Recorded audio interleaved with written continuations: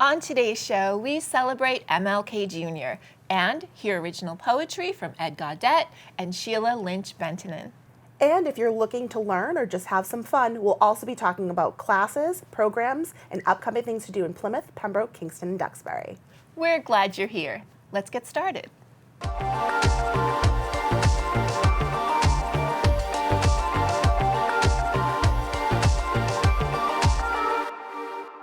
The local scene PopUp Street Team and I stopped by Plymouth Patuxent Movie Theater on January 17th prior to the screening of I Am MLK Jr., a Plymouth No Place for Hate committee event honoring the life and legacy of civil rights leader Dr. Martin Luther King Jr.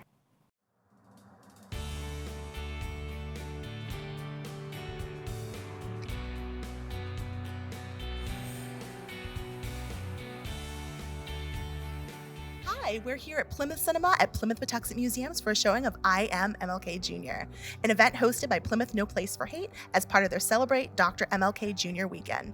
We're going to talk to some great people today about Martin Luther King's legacy and what they're expecting from this evening. Let's see what these folks have to say.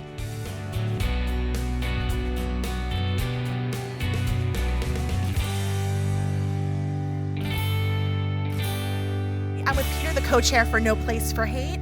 Thank you so much for having us here tonight. We're excited to be here. Thank you very much, Tiff. It's wonderful having you here. Can you tell us about the events that are taking place this weekend? Yes, thanks, Tiff. We have 3 days of events that are planned. This evening is a showing of the documentary called I Am MLK Jr., and it traces the early life and the work of Dr. Martin Luther King Jr. some 60 years ago in the civil rights movement in the U.S. We're hoping that people who only know MLK through black and white newsreels and don't really know him as a character and what he actually accomplished will learn a lot this evening. And what's important is it takes not only his work in the 60s, but it translates into it the importance of his work and the follow-through and ongoing work today. Tomorrow we have a major food drive as our day of service, and we'll be having contributions of non-perishable foods at a number of locations, the market in Pine Hills, at the Clements Market in Manomet, and at the Church of the Pilgrimage in downtown Plymouth. And the contributions from those donations will be going to a number of food pantries and homeless shelters across the greater Plymouth area. And then on Sunday, we start off with an interdenominational church service at the Church of the Pilgrimage, which is being sponsored both by Church of Pilgrimage and the Bethel AME Church of Plymouth. We'll then have a light luncheon and continue with an afternoon program where we will have choirs from the middle school of Plymouth singing the Black National Anthem, a number of other songs that are critically important in the civil rights movement. We will have winners of essay contest, 7th grade essay contest that was managed by the public schools of Plymouth. And we'll be awarding them prizes, and they'll be reading their essays. And finally, a keynote speech by Reverend Rashawn Hall, who is the CEO of the Urban League of Eastern Massachusetts. He's a very impressive speaker, and he's a very accomplished activist in our state. Wonderful. Well, thank you so much for having us here tonight. It was such a pleasure to be here. Thank you so much, Tiff. And again, thank you very much for helping us out and getting the word out. Of course.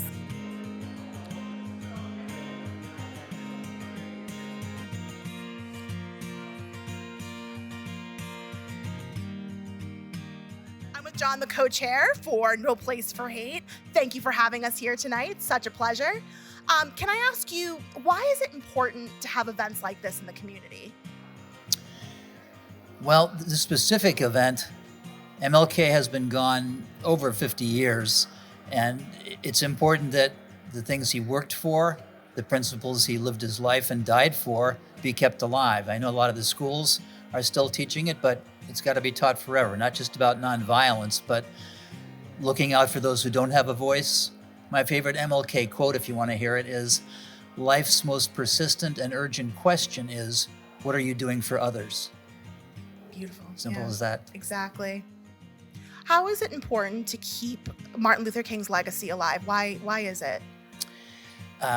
Not going on too much of a political vent, I'll just say every year I think it seems to be more and more important that we think about how we can counter things peacefully.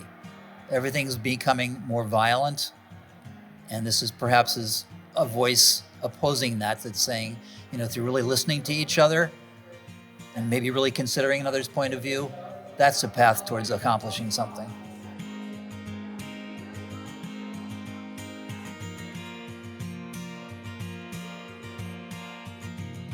I am with Christina, who is the vice chair of Plymouth No Place for Hate. Thank you for having us here tonight. Thank you for having me. Can you tell us why Martin Luther King Jr.'s legacy is important? It's important because it's still the same message, right? It's something that hasn't changed year over year, decade over decade. It's still, we need to have nonviolence. We're trying to find common ground. We're trying to do what's right for humanity. It's still the same message, right? And if we look back, there's so many things we still haven't achieved in regards to equity, in regards to being further along for all people. And so just being able to take moments of reflection, look back, be able to pivot based on what's happening in the world at the time, it's important. And he was such a powerful leader, leading with nonviolence, that it's important to be able to reflect on that and self-think, how am I really living those values and bringing that message forward in my life and for that of my family or others around me. That's wonderful. Thank you so much. Thank you.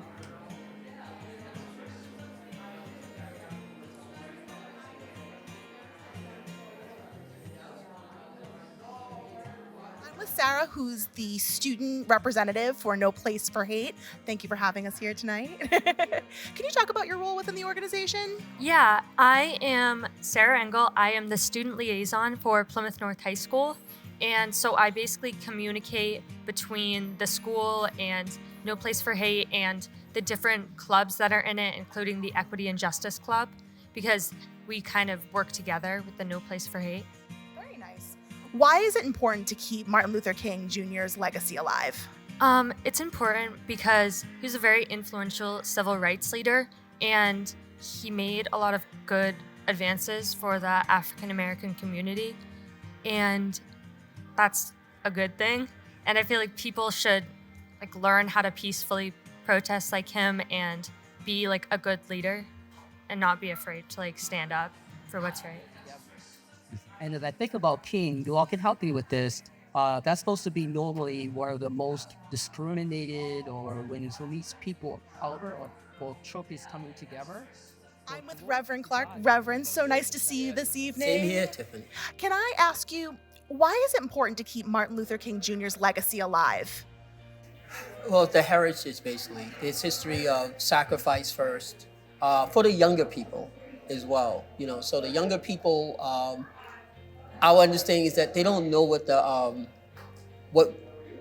their parents had to endure, or their grandparents, it seems, because what they see and what they experience is just, we got nice stuff. But they don't understand what it had to take to get that, or even get the right to vote.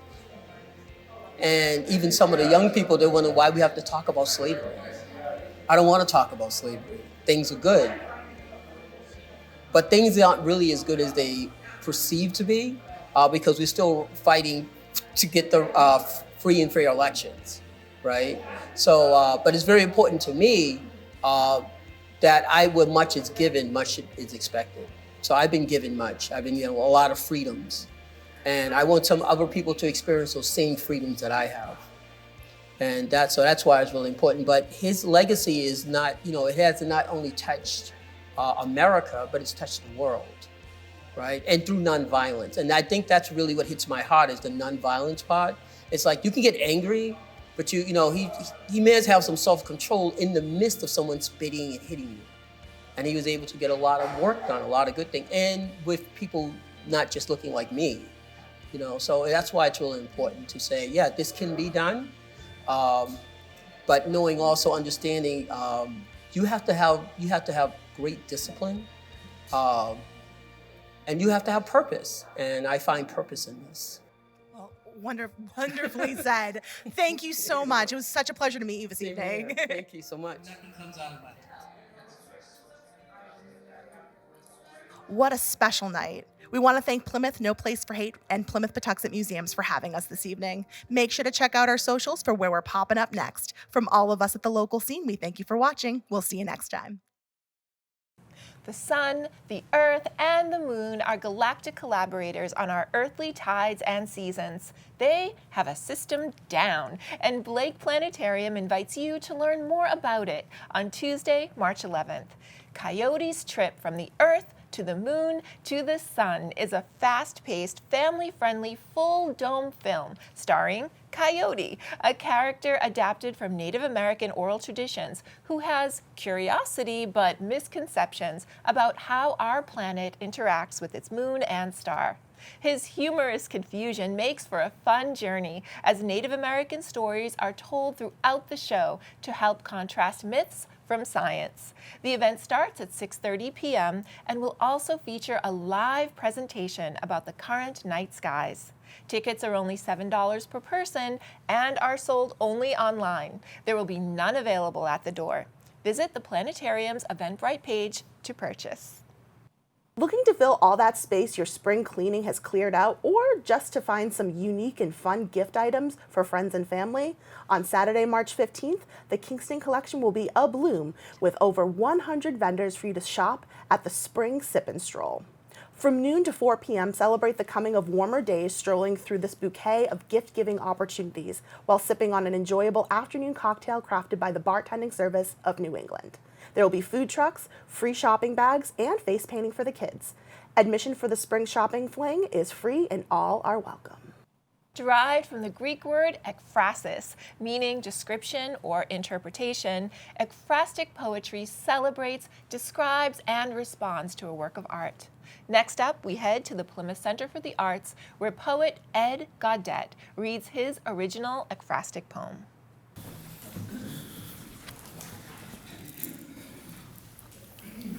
Hi everyone, I'm Ed Gaudet, and I am covering the photograph Old Pier at Sunrise. I make reference to two Sumerian gods, Enki, the god of creation and water, and Utu, the god of the sun and of justice. And my poem is called Old Pier at Sunset. Old Pier at Sunset. When you first see it, there you think, road to nowhere, teeth of Enki waiting for Utu to paint sky justice. Queer order appears, county fair colors on vellum skin ocean, sweet geometry spaces summer's death. Did I find you, or you find me? Emptiness is mourned from form, pegs the mad poet. These pagan markers petrify slowly. This ghastly bridge sees into life of things, hopscotch innocence, piercing moon trauma. I'm still waiting. I can't take much more. It's all about the sex these days, pile down the X. I never know these days if I'm coming or if I'm going. You know, by the dying. Thanks.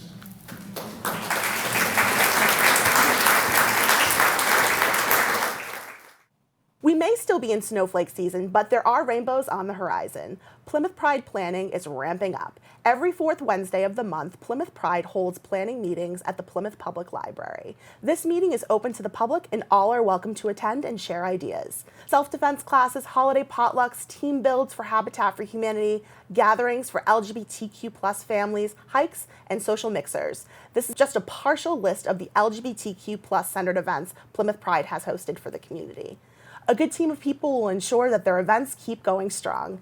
Add your color to the rainbow. The next meeting is on Wednesday, February 26th at 7 p.m. Visit the Facebook page for a complete list of upcoming dates.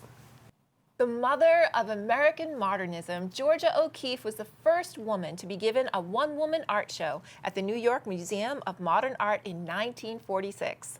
While well known for her paintings of flowers, they actually constituted only about 200 of her more than 2,000 paintings. Want to know more? The Duxbury Senior Center invites you to attend Art for Your Mind, the fascinating Georgia O'Keeffe. Taking place on March 12th at 1:30 p.m., this presentation will walk the artist's path from modernism, precisionism, perspectives on New York City, to her unique depictions of the natural beauty surrounding her New Mexico home. Visit the Senior Center's website to register. Celebrate our heroes with the Sunrise Rotary Club at Plymouth Memorial Hall on Sunday, March 23rd from 2 p.m. to 5 p.m. This afternoon gathering is to recognize, honor, and show gratitude for the commitment, sacrifice, and courage shown by the women and men who have served in the uniformed services of the United States. There will be special acknowledgments, guest speakers, music, and lots more. Hors d'oeuvres by Chef Stephen Coe will be served, and there will be swag bags for all to take home. To attend, please RSVP to 1620 Sunrise Rotary at gmail.com. America's whaling enterprise was a multi-million-dollar industry based right here on America's East Coast, and its effect is still evidenced in art, culture, and architecture, including the cupolas built onto New Bedford houses facing the sea. The romantic trope of sailors' wives looking longingly at the horizon for signs of their husband's return leaves out a big part of the story. Many chose to join their partner's onboard journey. Learn more on March 19th from 6 to 7 p.m. at the Kingston Public Library's presentation of Women at Sea, True Tales of Whaling Wives, when New Bedford Whaling Museum docent Nancy Gentile will use the narratives of 8 specific wives to talk about what life was like for a woman sailing the high seas on board a whaling ship. Learn about what was expected of them and the importance of the journals and logbooks they kept as primary sources in the study of maritime history. There will also be a fascinating display of items from the New Bedford Whaling Museum collection. This hour-long presentation takes place at the Font School, located at 16 Green Street. Register via the Kingston Public Library's website. Are you a bibliophile looking for connection and community through the avenue of a monthly book club? The Pembroke Public Library Book Club is welcoming new members. This month, the book is After Annie by Anna Quinlan. Loss, love, hope, and the unexpected power of adversity as an agent of change are at the heart of this novel. The New York Times Book Review describes it as a quietly revelatory and gently gleaming gem of a book. The next meeting is on Tuesday, March 4th from 6:30 to 7:30 p.m. You can request a copy of the book and get more details about the club by calling the library at 781-293-6771. It is an amazing and historical fact that Golden Age Hollywood star Hedy Lamarr used both her genius-level intellect and glamorous looks to help Allied forces defeat the Nazis during World War II. History at Play, a theater company that creates immersive living history experiences, will bring Hedy to life in the Merry Room at the Duxbury Free Library on Saturday, March 15th. Watch as Hedy transforms from Austrian refugee to Hollywood star, and in her spare time invents the technology that would become the foundation of Wi-Fi, GPS, Bluetooth, and all secure wireless telecommunications that use spread spectrum technology. This 90-minute show starts at 1 p.m. and is suitable for ages 13 and up, as there are mature themes in the presentation. Visit the Duxbury Free Library's website calendar for the link to register. About friendship, founding editor of Ms. Magazine, Letty Cotton Pogrebin, said, "We need old friends to help us grow old and new friends to help us stay young. Friendships and how we approach them change as we age, but are essential to our well-being." Education life coach Brunny will be at the Duxbury Senior Center on Wednesday, March 12th to lead a discussion about friendship in the senior years. The talk will be in the Walker Room from 11 a.m. to 12 p.m. If you are interested, be sure to sign up now through the Senior Center's website, as the group will be capped at a more intimate, smaller size, providing a safe place to share. On Friday, March 14th, the Spire Center will welcome local comedy legend Lenny Clark to the stage. Best known today for his Boston accent and role as Uncle Teddy on the series Rescue Me, Clark's material is rooted in perspectives similar to sharp-tongued, observational king of sting Don Rickles. coupled with a deceptively congenial conversational tone. The most popular saloon comic during the pinnacle of the 1980s Boston comedy scene, Clark has shared the stage and long friendships with both Stephen Wright and Dennis Leary. Don't miss the laughs. Tickets start at $27 and are on sale now through the Spire Center's website.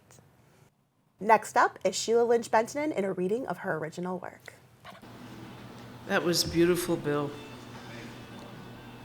My name is Sheila Lynch-Benttinen, and I did this last year also. It was lovely.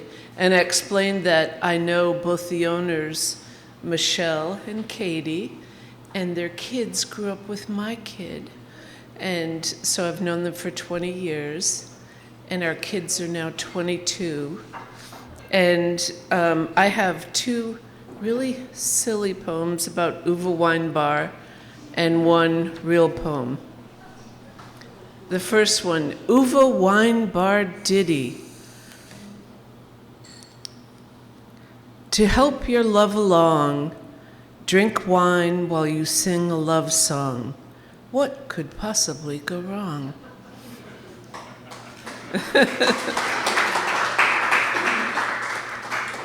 And this song is about my daughter when she was 3 on Duxbury Beach, lying to the moon. Sometimes I lied, like during luminescent dusk, beach with a glowing orb full moon. She was a squirmy 3-year-old. She smiled, Mama, lift me up, I want to touch the moon. So I happily lifted her higher to touch the shiny white ball. Keep trying, reach higher. I lied, though persistence is a very good attribute in life for a mama to teach. She is 22 now. I still advise, keep trying, keep trying. My heavy baggage, hopefully, will not wear down her own special trip. As she sails through our still wonderful, yet often insanely, bitterly cruel, mysterious, infinite silver light, sparkling, spiraling galaxy. A mama should teach fierce bravery in the face of ridiculous odds, with prudence, in this soul-weary world, even if she is lying to the moon.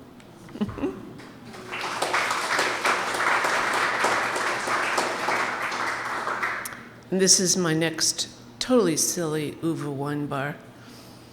Uwe Weinbar is 5 tomorrow. It is now world renowned. Uwe, too, will be in Mashpee soon. With each wine you sip, you fund one of Katie's exotic trips. And with each flatbread you bite, you fund Michelle's daughter's theater nights. So raise a glass for Katie and Michelle. Without wine and friends, life just might be hell. But the most important question, what rhymes with Uwe besides loofah? Thank you.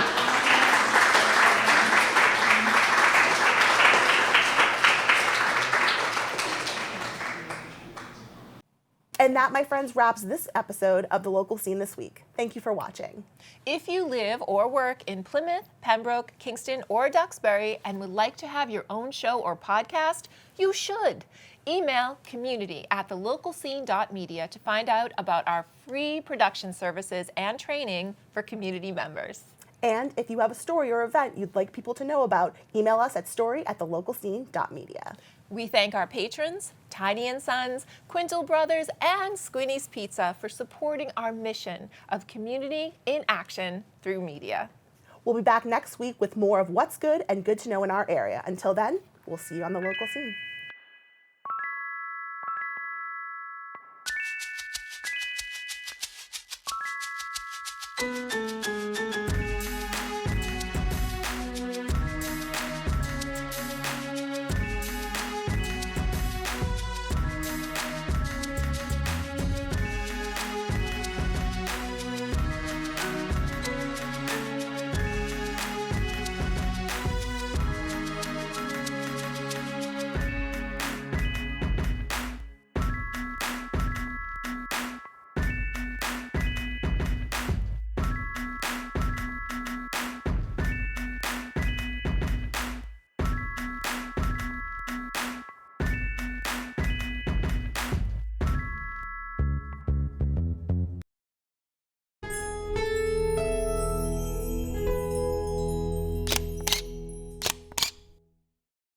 For more of what's good and good to know on the South Shore of Massachusetts, hit the subscribe button, and thank you for watching.